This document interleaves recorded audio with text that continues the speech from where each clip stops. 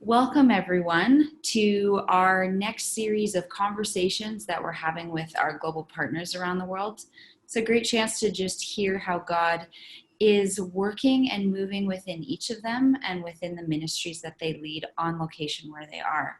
So I have the privilege of having a conversation today with Teo Dobre. She's here joining us from Romania. And so Teo, feel free to reintroduce yourself to those that might not know you. Thank you for the introduction. Hi, I'm Theo. I'm from Romania. I live in Craiova, an average town for Romania, but not as big as Bucharest for sure. It's located in the south of Romania. And one particular thing I like about the city is that it's a bit hotter than the other cities because I do like my summertime and the heat. I have been living here for 4 years. I moved here when I got married 4 and some months years ago.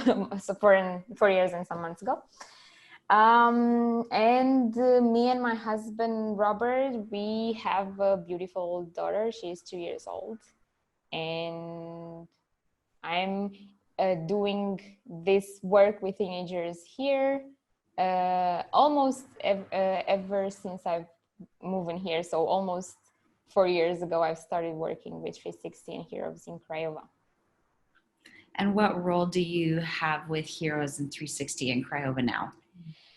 I'm the coordinator, so to speak. I'm actually occupying a big position in the NGO that was kind enough to take us under its wings. It's called Aproape de Tineri, and I'm the vice president of the NGO. And that gives me the freedom, so to speak, to coordinate everything related to our Heroes project in schools, and then to our 360 activities, as we call them, because we are doing different kind of activities during weekends when it's school year or during the school time, and then during summer we are trying to do different things during weeks also, so we can get to connect with teenagers. And yeah, I'm coordinating all of that, and then the volunteer team, because we are working a lot with volunteers, and that's part of my responsibilities. Fantastic. And EMCC is proud to have connections to Heroes in 360 that date back to Corey and Aaron Sickstrom being in Romania with you. And so it's fantastic to just carry on that relationship, and looking forward to diving into our conversation today to hear a little bit more about how you've seen God be present with you guys as you've been adaptive and seeking to participate with him well. So I think my first question would be, where have you seen God uniquely resourcing yourself and your team? You've mentioned volunteers, you've mentioned Aproape de Tineri, who's been helpful to Heroes in 360. How have you seen God uniquely resourcing yourself and the team over the years? Well, I think we, as a team, and then with the volunteers that have joined us in this project and every activity that we've been doing, I think the first thing that you can see when you meet us, or I think that there's a big resource for us, is the heart that every person has for the teenagers. And especially me, because I'm working with 2 of other people that are employed officially in the organization and the project, Yasmin and Irina. And both of them are so passionate for working with teenagers, and their heart is in it 100%. And I think that's a huge blessing, just to have people that are honestly pursuing teens into discovering themselves, into being able to make better choices for their lives and things like that. So that's one of the unique traits, I guess, that is, it characterizes the 3 of us, and then the volunteers that have joined our team. And one other thing that has been a huge blessing, because we've been struggling a lot, especially after Corey had to leave the country and left everything in our hands and on our shoulders. We've been struggling with some legal things related to the organization, and then financially it's been a huge struggle. But then I'm so happy to see that people, or the people that are joining our community and our movement and our ministry, or however you want to call it, is way bigger than when I first joined in September, October 2016, when Korean Aryan were still here. And it's been amazing to see how God is gathering, or it's creating this space, this environment for the people to come together, for the volunteers. So we've grown into that number with lots of new volunteers, and most of them are young people. Some of them are still in high school, and they are willing to be involved and be an influence into younger teenagers' lives. So yeah, that's another unique thing I think we have, because we are a youthful organization with young people working and caring deeply for the teenagers here in Craiova. Awesome. Yeah, it's amazing to hear how God brings people to start things and to get things up and off the ground. And it's a joy to hear how the movement has brought more people in, and it's been invitational enough to, inspire more people to feel like they want to be invested in the lives of youth. And so that's fantastic. And it's great to take time and reflect and realize how God has been resourcing us in ways that we might not immediately recognize. So thanks for sharing about the heart that's present, and just how there's something that's happening that's drawing more people in and drawing more people to be involved. And that sort of leads into my next question. It's a bit of a larger question, but I would be curious to know, how have you viewed or thought about the unique way that Heroes in 360 is serving the community? They're embedded in the schools, and like you said, helping teens discover who they are and allowing them to be equipped to make healthy choices. But it's also an expression of following Jesus.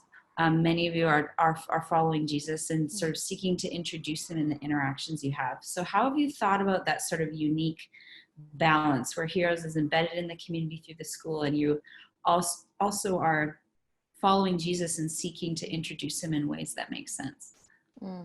Yeah, first of all, I just want to say that for Craiova, actually for Romania, this is a unique thing. Like teenagers, especially teenagers, don't have like clubs or places to go and to interact with others, or to be around people with good influence and other things like that. So this is unique for Romania, and especially for Craiova. And it's a place and a space for the teenagers to come meet others, to meet adults that have held views of the world, of themselves, that have good values and principles. And especially because most of us are followers of Jesus, that's a huge influence in their lives, coming to interact with us, and us being able to tell them firstly how valuable they are and how precious they are, and that they were created in a unique way, for example. And then even for, I would do anything for every one of the people that are going to see this interview to be able to see how our interactions, how our events, for example, are usually the atmosphere there where every teenager is feeling accepted.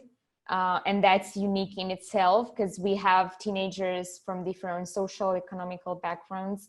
But when we are together in this environment that 360 and Heroes is providing, they feel accepted and known for who they are, loved and accepted for who they are.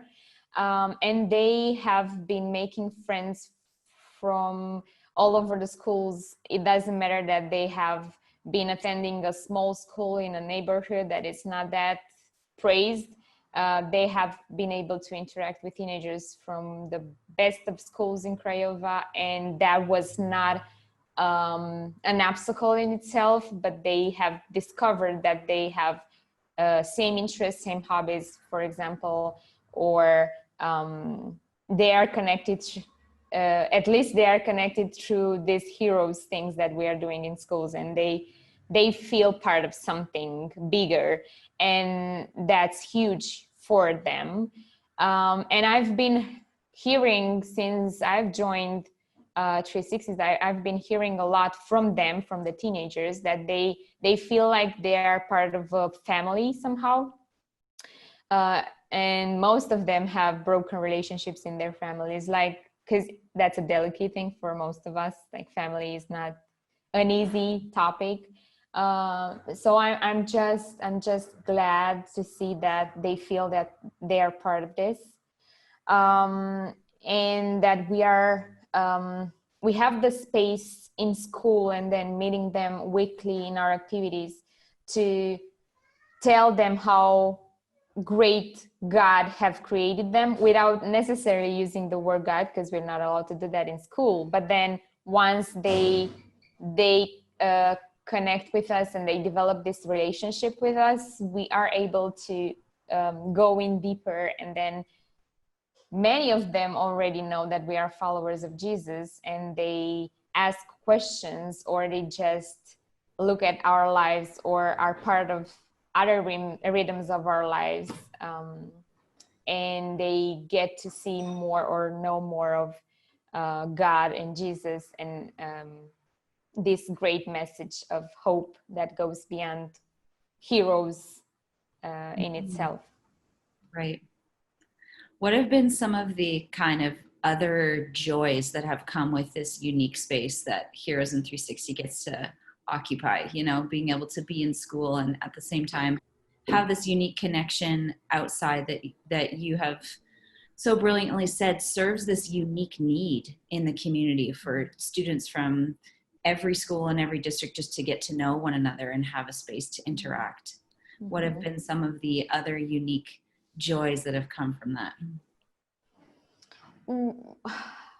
For sure, seeing some of the teenagers that have benefited from Heroes 5 years ago or 6 years ago, for example, seeing them grow up and learn a lot, even about themselves, and some of them about God, and then being willing to get involved in what we are doing.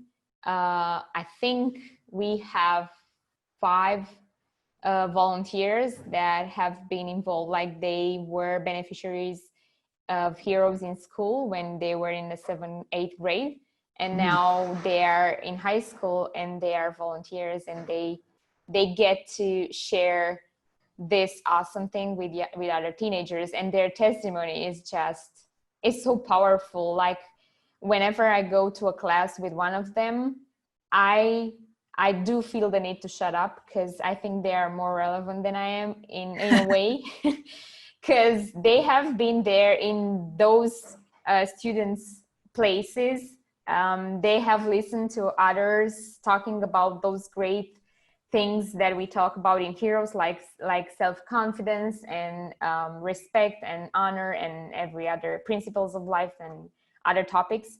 And some of them even had reactions like, I don't care about this. Who are these people? I don't want to listen. And then a year or 2 after, to somehow think about those things again and come and find us and join us. And now they're part of our Heroes program and our 360 activities. And that's such a joy. I'm honored to just walk alongside them and learn from some of them a lot of things, because they are more close to that generation than I ever can be now. Right. And I'm glad to have them part of the team.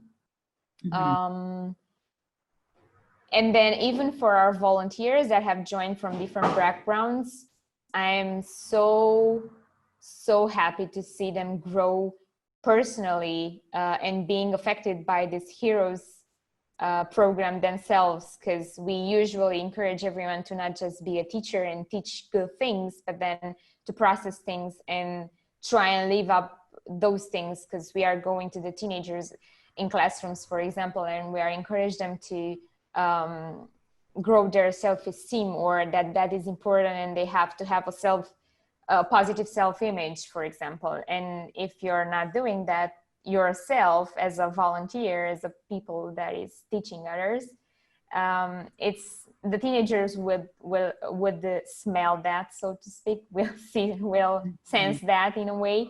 And we just encourage everyone to be authentic. And I'm encouraged to see that the people that have joined us as volunteers are doing that, and are taking things seriously for themselves first, and then going to preach to the others. That's right. Yeah.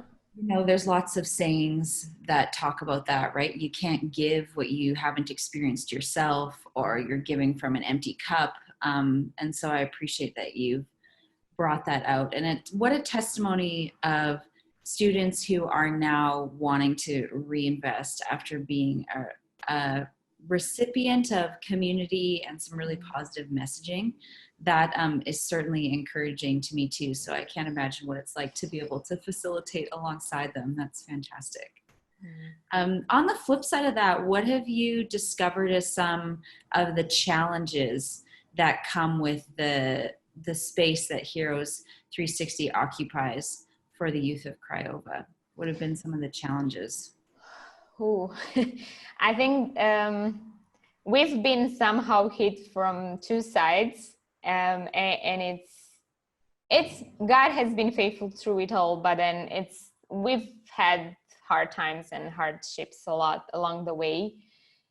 2 years ago, during the school year, there were some parents that found out some information about me and Yasmin, one of our colleagues, that we are attending a Christian church, Baptist church, and because most of the people here in Craiova and Romania are Orthodox Christians, and they value their tradition, and they're afraid of other cults or religion, as they call us.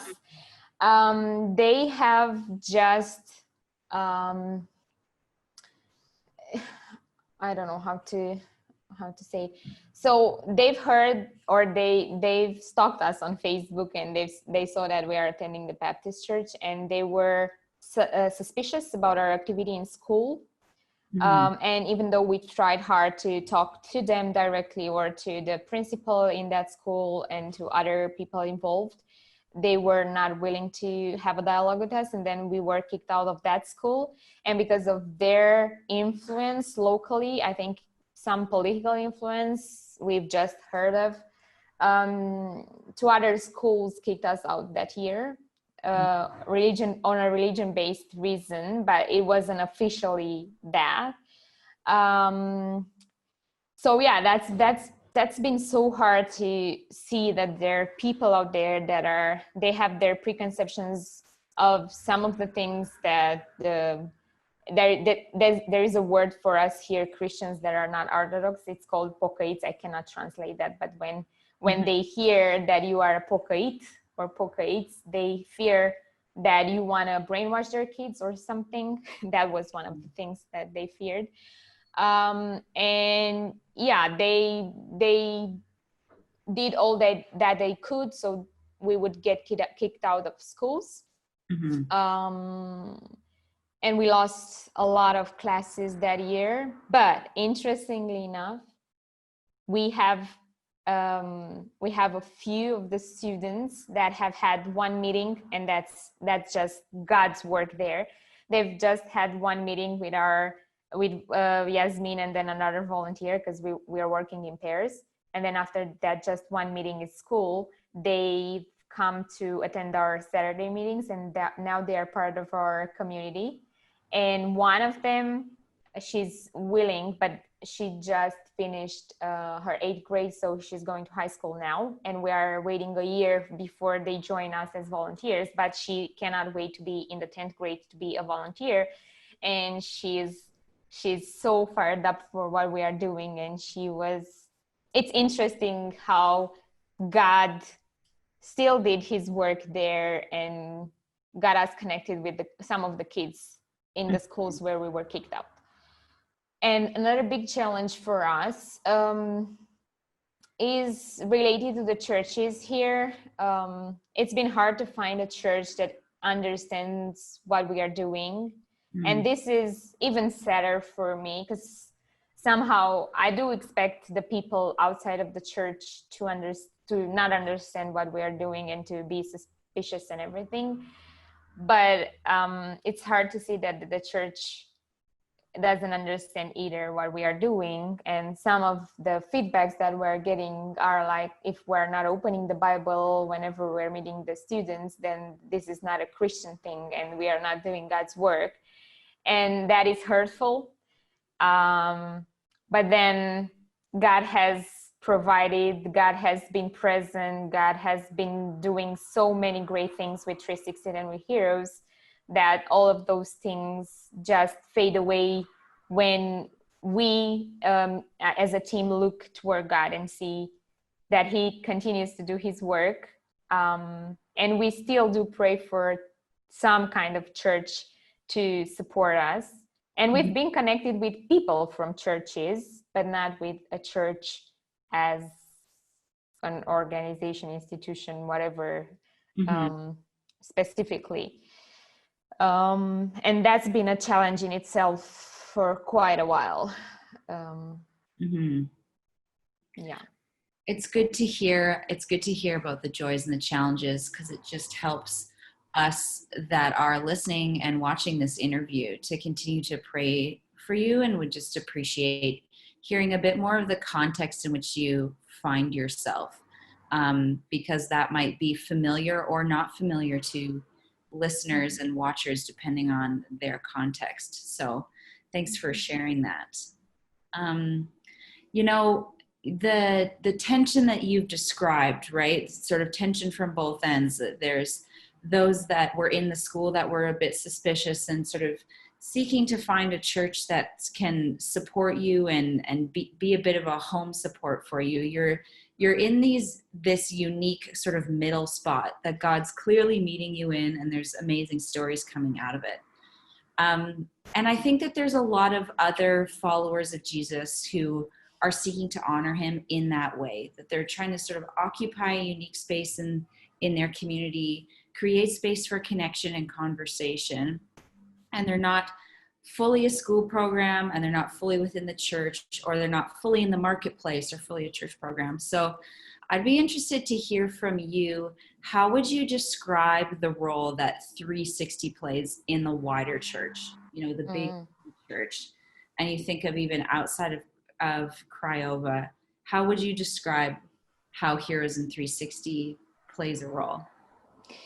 I would use Corey's words when I met him and he described what they were doing before I joined.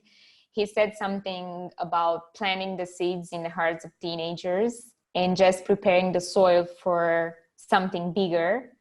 And so 3.5 years has passed since I've joined 360 and Heroes, and I can definitely say the same thing.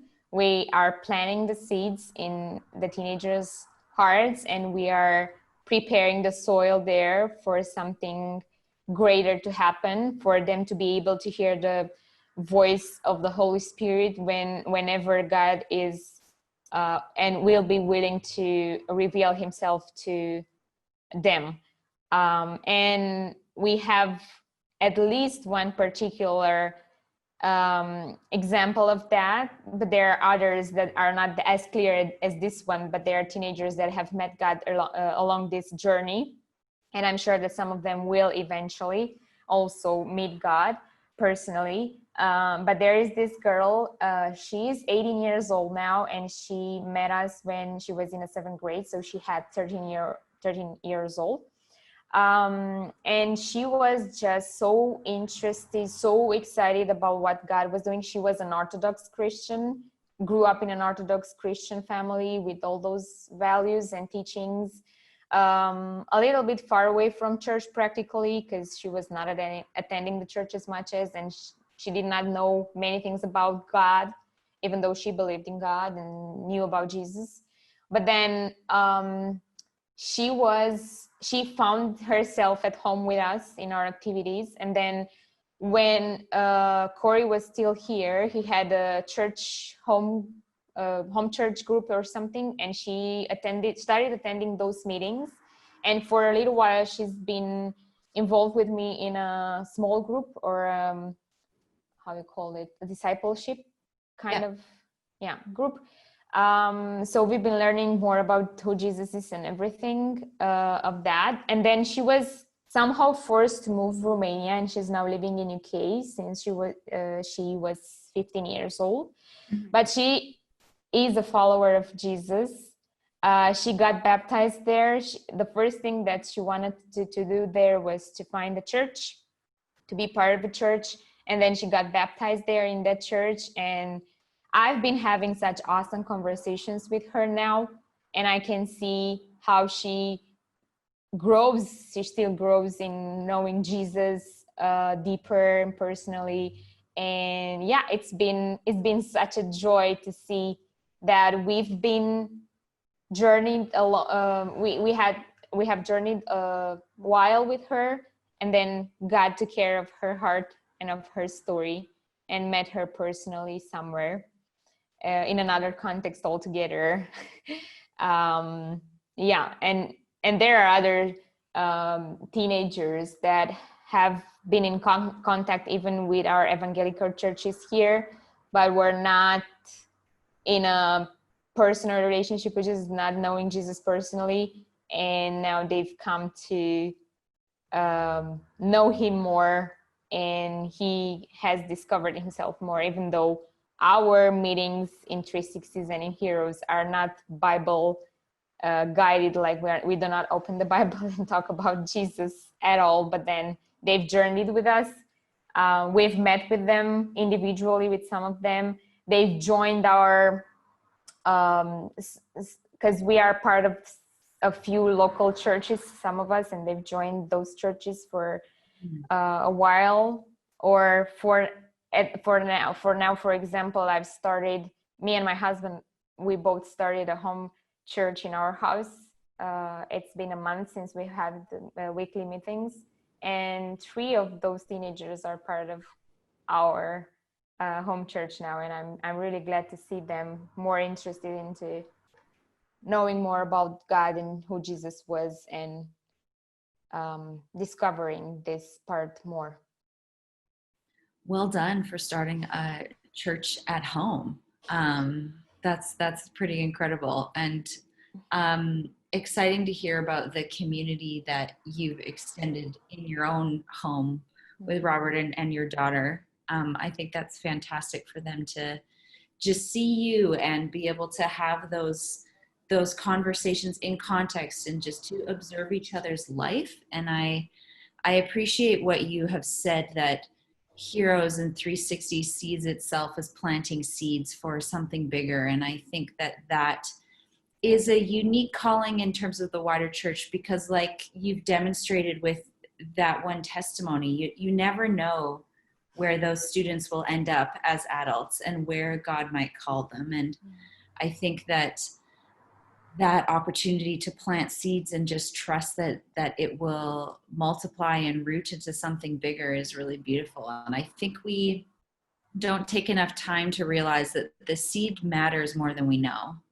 and that we pray for it to land on good soil. And so I'm grateful to hear of the connections you still have with those that aren't even in your region or space anymore. That I think is just a testimony to the community that you've created. And I think I just feel encouraged by hearing your story about how following Jesus, even if there isn't an overtly spiritual conversation, people notice there's something different. And I think that for me is something that I'm encouraged by when I think about Heroes and 360 in Craiova.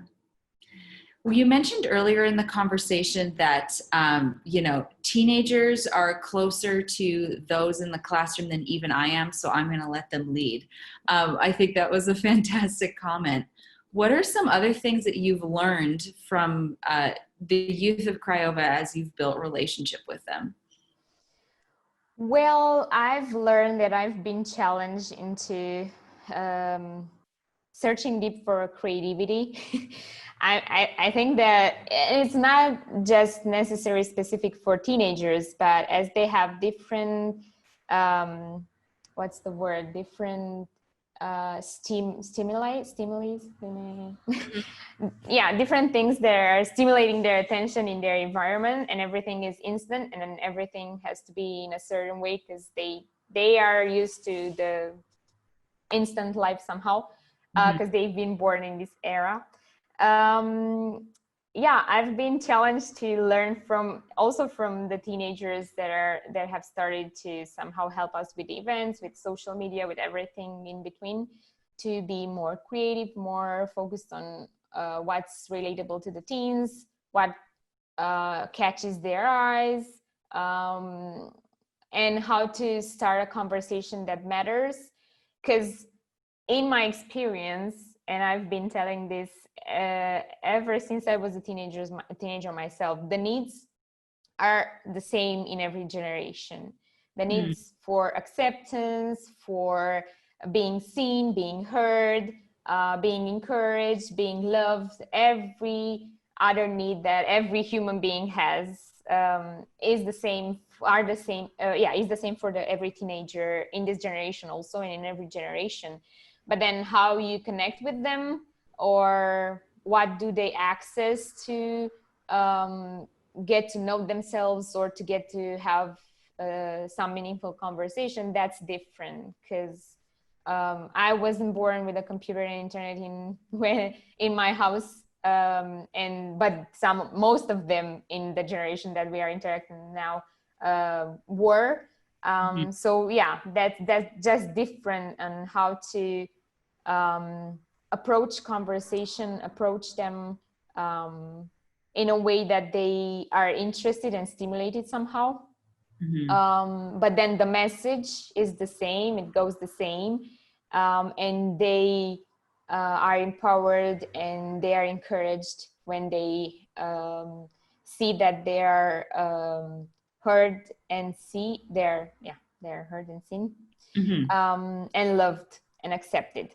Yeah, I've learned that they really, and it's probably something particular for this generation, in a way they express it. Not that our generation or generations before didn't have this need, but I think this generation express it more, the need for connection and real or authentic relationships.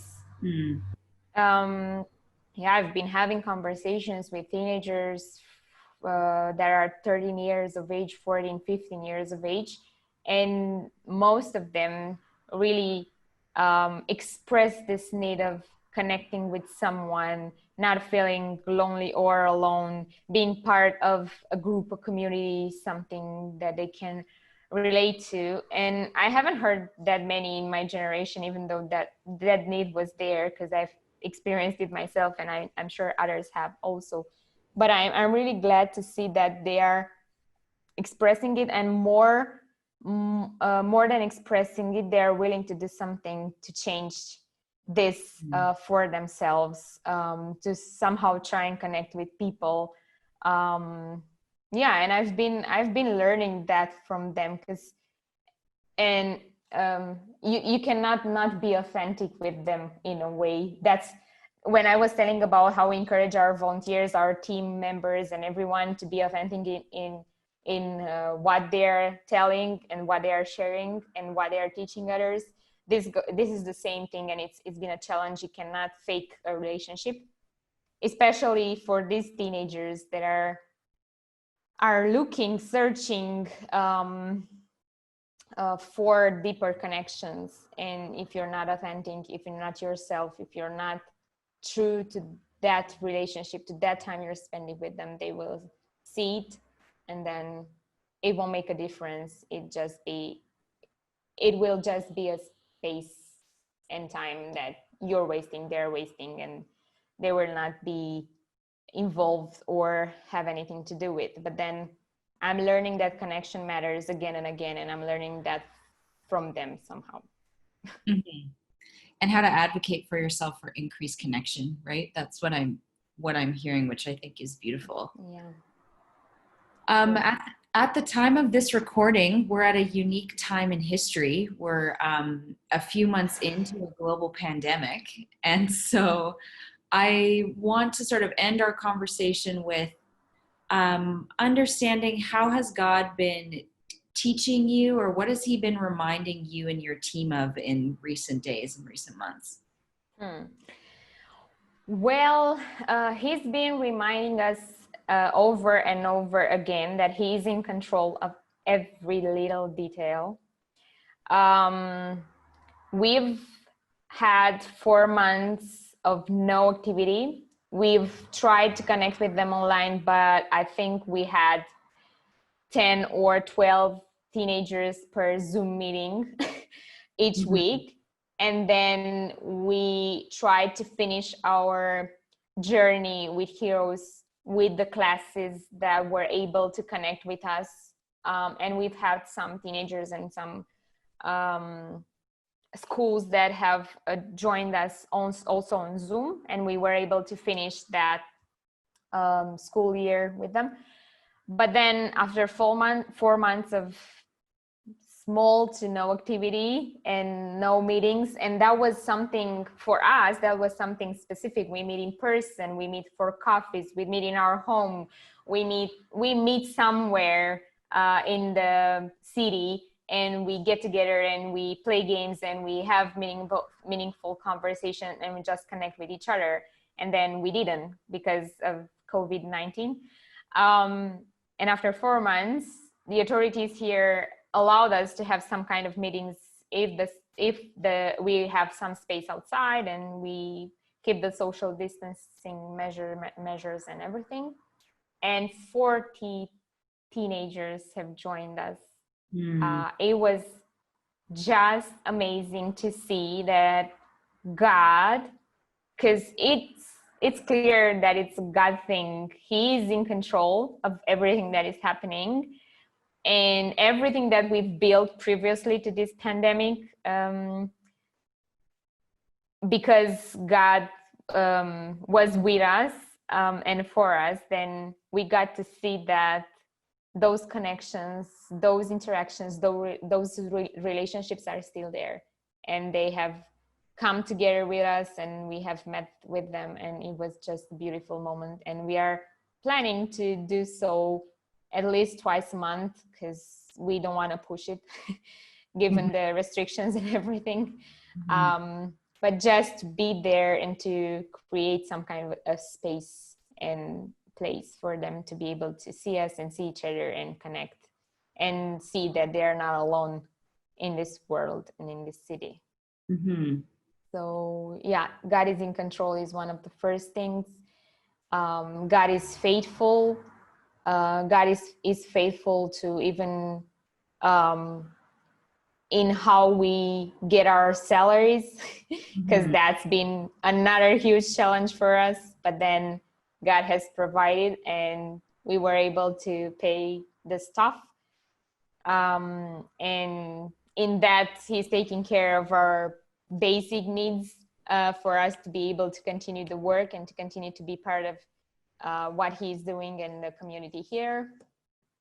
It's a great reminder also to see that Yasmin and Irina, for example, they are also students. They go to university. They've had challenges of their own there, but I'm blessed to see their commitment to what we are doing, and their willingness to connect with teenagers in their spare time, or in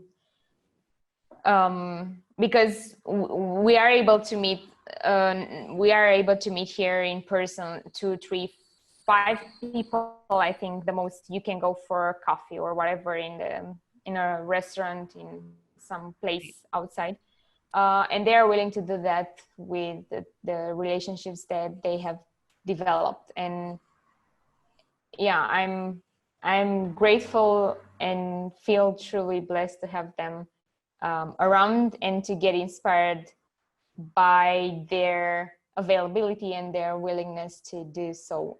And Yasmin, even more, he's so involved in being invested and invest in relationships with our volunteers. Mm-hmm. And that's another great thing that I'm learning from him personally, to go beyond our trainings or our organizational meetings or whatever we're doing, and to go deeper and try and connect with them and get to know them and journey with them also. Mm-hmm. Yeah, it sounds like it's just at every level there's a chance for authentic relationship. And grateful to hear that for now there's a chance to sort of meet outside and be able to see each other face to face and in person. And grateful to hear just the reminders that God is in control and that He is faithful, to Heroes, to 360, and to each one of us. Thanks for joining me for this conversation today. And just wanted to highlight that those listening and watching can connect and follow 360 on Instagram. So it's at 360 Craiova, CRAIOVA. And you can reach out to EMCC World Partners on social media at EMCCWP, or visit worldpartners.emcc.ca to find out how to connect with Teo and be more connected to the work of Heroes in 360. Appreciate, Teo, that you are sharing stories not just on behalf of yourself, but on behalf of Yasmin and Irina and your group of volunteers. So looking forward to more people being connected with you and being connected with those that you serve with. And thanks for spending time today. Yeah, thank you for the invitation. It's a huge blessing for me in a way to talk about these things, because it always reminds me about who God is and what God is doing, and it encourages me in my heart to share these stories. So my pleasure. Hi, everyone. Welcome to part 2 of our conversation about Heroes and what Teo's involved in Romania. And we're bringing it back to members of our own EMCC family here. So I have Colin Creighton, who's with us in Didsbury. Say hi, Colin. Hi, good to be here. Awesome. We're going to just have a chance to chat a little bit about what we just heard and what we saw from what Teo was sharing in her context. And so I would just be curious to know, from your perspective, what were some things that jumped out to you in what she was sharing about their work in Romania? Yeah, it's great to hear what's going on with Heroes and 360 in Craiova. And I think, one of the things is, as hearing her story is just identifying with our own experience here in Didsbury. For years, we have been running a Heroes program in our middle school. And so just to identify with some of what Teo is explaining and talking about, it really, it got me pretty excited to think about the value of walking alongside students and how there's this open door in communities to just, show value, to help kids understand their value and their worth, and to see their strengths and abilities. All of that came out of the interview, watching Teo and to hear her story. So what were some things that you felt like you had in common as she was sharing kind of the joys and challenges of their unique space that they occupy in Craiova, and how you guys have partnered with Heroes curriculum in the schools in Didsbury? So, yeah, for sure. With our program, even here in Didsbury, for the longest time, we're trying to figure out how can we walk alongside our schools and young people in our own community, and how can we figure out, relational bridges. And so years ago, when we started Heroes, we stumbled onto this program out of Calgary, and it just was a really, it demonstrated something that was really resonated with us, because it was something about, getting there, dealing with the actual situations that kids are facing, and to walk alongside them in the context of the school setting. It just, carried a whole different level of impact. So we really grabbed a hold of Heroes back then, and we found that it was a great way to connect with students. And I just heard that with Teo as well, that 360 and Heroes has allowed them to serve their community very well, and to just be a support to students, especially who are struggling to navigate really difficult situations. So for me, I resonated with that part of it, that it was kind of a tool that could be used to build relationships. And when Heroes first started in this area, a lot of youth, like people that were youth pastoring or were youth leaders in different churches and communities, found that this was a great tool. And at first they started to use people that way, volunteers, because they knew that they had a heart for the students and could come in as more of an objective person that wasn't necessarily just their teacher, but it was somebody, a caring adult from the community that was looking out for them. Yeah, I think that something that stood out for me in the conversation with Teo was just the high value on mentorship, and how some of their success stories, or some of the things that she's praising God for, are those that have come back in after experiencing Heroes themselves and wanting to volunteer again. I just wonder, out of those kinds of reflections, and you mentioned how relationship building happens in the schools, and sort of, in her example, carries on outside of the school, wondering what some of your thoughts were on what she shared around mentorship, or how that's worked out in your context. Yeah, definitely there has been a carryover within our own community as well. So what will happen is, think about a place like a little town like Didsbury. We end up having every grade 7 student in our community, in the public school. We get to know every grade 7 student year after year after year. So for us, for a while, we had personally interacted with every public school student from grade 7 to like first, second year of university. So it was a pretty amazing opportunity. Well, then we also start to provide something outside of that. Now, we ran an event called the Back Door for a while, and that allowed us to have a community-focused event that would kind of be the next thing. And so that's what I really appreciate about 360, is it's kind of like that next step that they have to build relationship. So we definitely respect and honor our position in the school. We recognize that we're not there to do a religion class, or a class on that's all about God or something. It's more talking about strengths and abilities, and how they have unique gifts that they can use, and all of that. So we talk that language. But then as we build relationship outside of that, within the youth event context, we're able to kind of take it to another level and kind of speak a bit more about what that is. And so we sure found that with 360 as well. I was there one summer with the church, with Bonavista Evangelical Missionary Church, and we were took a team and did a Heroes camp, and it was awesome to see that next level of kind of the relationships that were established. Now we could take it to a deeper relational level.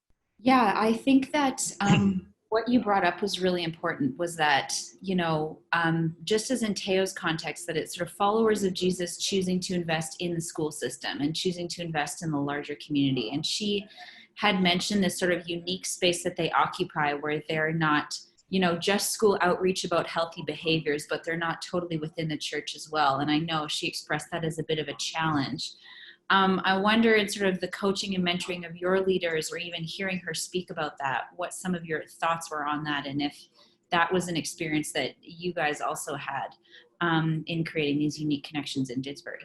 It's a struggle sometimes for people to trust the process, to recognize that relationship for relationship's sake is important and significant. And so when we first started Heroes in the school, we were, we had to be invited in by the school as well, right? So we're honoring that relationship, recognizing that it's a public school, and that we are simply serving that community. So we came in with that posture. And I would sometimes have people say, so when are you going to start a Bible study or a prayer meeting at lunch? It would be really neat if you could do something in the school. And I've been part of that world in a past life and didn't find it to be particularly effective, especially because what you do is you have a bunch of kids that are with their peers who you now are extracting and taking them into this little room, and closing the door, and no one knows what's going on there. It's a weird dynamic. Whereas when we can go into the classroom, teach alongside the teacher and support them and encourage them in their interaction with kids, and that we can show value to the students, that's a whole different posture and an outcome. And we had to just trust that was enough. We weren't trying to leverage something, and that kind of language just isn't appropriate in that context. And so we ended up just walking alongside. And I think some of the results, we don't know what those are even now. And this is, this was happening 10 years ago, 15 years ago. Currently, our youth pastor Spencer is still doing Heroes in the Classroom and walking alongside with that same mindset of just serving the school, wanting to support teachers and students, and leaving the other pieces of that up to God, feeling that the most important statement to them is that these kids matter, that walking alongside them is valuable in itself, and we're not trying to coerce or create some kind of an outcome that I don't know, shows its legitimacy or something. It's simply walking alongside. Yeah, I think that is something that I consistently hear in the interactions I have with Teo too, around her posture of engagement. And so I wonder if there's anything that you sort of gleaned or picked up in the conversation in terms of how she's thinking about partnering with God in Craiova, and sort of, like you said, that trusting posture, that small acts of kindness and demonstrating Jesus in our attitudes, behaviors, and character do count for something. Yeah, I think at the heart of it, it's like, do we trust that the Holy Spirit is resident in our lives and working through us? And so our words, our response to students is critical. And one thing that she talked about was, at 360, they try and create a space for kids to feel accepted and safe. And that was always something that we realized as well here, is that when we would do an event outside of Heroes, and we'd invite these community kids, we realized that even our interaction as far as adults to students, how we would value them and respect them, how students from our own ministry would interact with their peers, we really stressed that it had to be a safe place, one that was different, because what they were facing throughout their daily lives, even in their homes, in some situations, was pretty toxic. And so for them to come to a place that they just knew this was different, there was something different about the interaction. And that's what I was hearing from Teo, and really respect what they're doing, is as they go out for coffee with kids, as they're seeing them downtown in Craiova. It's a small enough city that you bump into kids downtown even, and the way that they would interact in school and have rapport with staff and different ones, that is unique. It's seen differently. And I think that sometimes we become so accustomed to that posture that we don't realize that it's different, and that we in that sense are offering something that is unique, because hopefully it's become such a habit in our lives, a way of life that we don't even recognize when we've kind of we're operating in that mode, and because it's just who we are. And I think that's what I was hearing with Teo, is that the staff, the volunteers, all of them are trying to operate in this different way, and that they love kids for who they are, that they are making friends across this. She talked about making friends across the socioeconomic kind of these boundaries that are there. And I think that's a very interesting thing, knowing Romania and some of the struggles that they've had that way, that it's a pretty cool demonstration of what it means to be Christ-like. Absolutely. I wonder,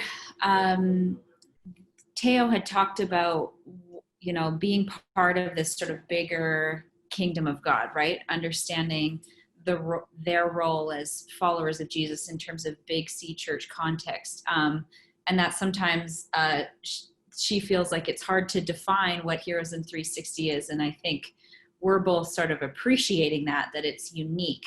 But I just wonder, you know, as someone who's leading a church and encouraging people to follow Jesus and be on mission with him everywhere in Didsbury and beyond, what does it look like to partner with someone like Teo, and with initiatives that are really just sort of finding their way, and might not fall into really sort of distinct categories? Yeah, I've often wished that there was a way that we could partner more with some of the parachurch organizations that are out there. And I think that, you know, there's organizations in Canada, say like a Young Life or something, where they're trying to work alongside students, but there seems to be this disconnect between what they're doing and then what the church is doing. And I know that with Heroes as well, and I've heard this a bit in Teo's story. You know, some of the churches locally don't know how to handle this, and so what they want to do is, well, can you send your students to us and let them be part of our youth group? But it's not just about padding numbers. They want to walk alongside them, but at the same time, it has to be beyond that. It can't be just this identity that, well, now you become one of us. It has to be a bigger picture, and so I really like what she's trying to do, but it's very hard. Because as we're trying to get volunteers, even in our own context, to help out at different things, if it's a church initiated thing, they're willing to do that kind of out of loyalty to our congregation, our ministry. But to do it simply to be a part of the larger community, it's a harder thing to get volunteers to sign up for. And I've been frustrated by that. I've been frustrated with it in myself too, because sometimes I'm great at saying, oh, let's all get, you know, be a part of this thing. Well, I'm still initiating that statement. When somebody else invites me into it, I'm not always so willing to jump on board and to see the value of it. So Teo it's a bit of an uphill, you know, kind of against the stream kind of a thing where she's trying to get people to see the bigger picture. And I respect that highly. And I want that for myself, for our own congregation and our community. It isn't just what our church does, it's what is God trying to do and what does he want in this community. And it's hard to keep that perspective. And so I respect what Teo and her team are trying to do there. Oh, that's some great reflections. And I think it gives the chance for anyone watching or listening to this to think about, you know, what does it look like for me to join with what God is already doing? And how might it be in a form that maybe I'm not super used to? And just being open to that possibility and what that might look like. I know during World Refugee Week, we're sort of encouraging people to consider joining a friendship circle, and maybe it's a multi-faith friendship circle, and it might look like something that's initiated in the community, but that certainly doesn't mean that Jesus is void from that experience. Jesus is with us and is demonstrated through us. From my understanding, you have been to Craiova. And so I'm just wondering if you could tell me a bit about how that experience came about and knowing Teo a little bit more personally. Yeah, so this was just before Teo was there. It was when Corey and Aaron were still in Romania, but it was such a cool opportunity. We took a team from Bonavista Church and we participated in a camp. What I loved about the camp is that we participated. We were together. There's one point as we're setting up for camp that some of our Canadian team was working on their project. We had Romanians working on their area. Everybody contributed equally to this camp. It was amazing. And so there was this sense of togetherness as we were trying to reach out to kids. I think it's a really good model, I think, for ministry trips that churches could be involved in, is definitely that partnership piece. And 360 has that opportunity, I think, to offer that style of ministry for young adult ministry or whatever it might be, right? But it's a great opportunity to interact with students, to kind of spend extended time with them, and to support the leadership there. And it was really fun to see. And then to introduce the concept of Jesus, like this idea that they could have a relationship with the Creator, was an amazing thing that came out of that, because we didn't have the same restrictions that there were in the school. And so students that came knew that this was going to be, you know, a faith-based kind of a camp, but just the opportunities to invite kids. And what we did was we had morning discussion times that were actually just by invitation. It wasn't, you know, everyone had to participate, but this invitational way into walking and learning about Jesus was really a cool concept. I think Corey did a great job. The whole team there did a great job. And now I can see the same heart in what Teo's doing and really appreciate what she's trying to accomplish there. Was there anything particular that you noticed, you know, in terms of serving alongside one another and serving mutually and equally? Anything that the, you know, students walked away with, or you walked away with out of sort of facilitating in that posture? Yeah, the idea of being, you know, mutuality, just joining together. There was a respect as peers in that sense, that we were all trying to accomplish the same thing, which was to care for kids, to show them that they have value and worth, and that came through it. So there was actually, it was kind of a project in a sense, a ministry week that was it unified us right away because we had a common sense of purpose and vision. And there is a similar understanding to how we had walked together. I learned a lot about posture in terms of making sure that our posture was in line with the group that we're going to serve with, and that took a lot of you know, a lot of conversations ahead of time leading up to this, that we understood one another well with Corey's team and the group that was there, the Heroes team. So we all, you know, had a lot of interaction beforehand that helped us to kind of come into that and really get the heart of what was going on there. And there was a like-mindedness that was awesome. And we were definitely serving side by side. Awesome. I think that that's just a really good kind of note to end on. And I just appreciate your thoughts and reflections from, you know, having experience being in Craiova, as well as just learning from Teo, and for sharing your own experience. So thanks for doing that with us today. Yeah, thanks.